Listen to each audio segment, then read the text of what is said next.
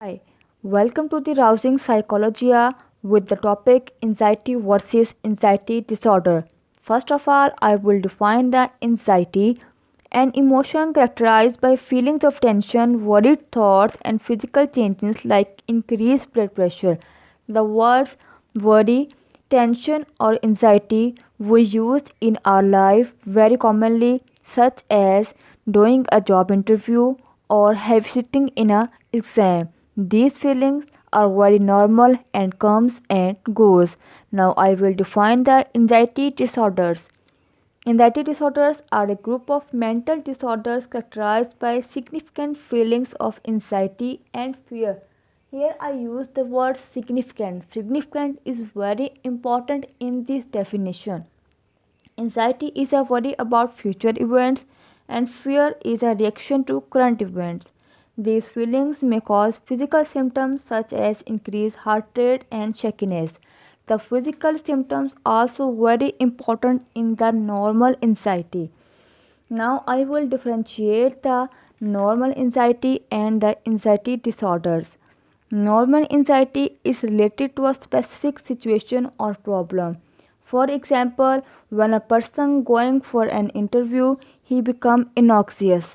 Anxiety disorder, anxiety may come up unexpectedly for seemingly no reason. Here, seemingly there is no reason. Normal anxiety lasts only as long as the situation or problem.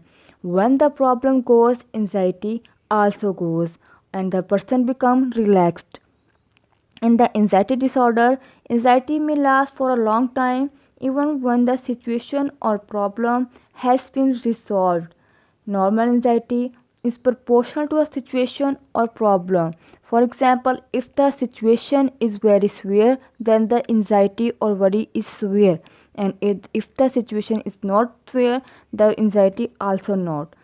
In the anxiety disorder, the anxiety response to a situation or problem may be much stronger than they would expect.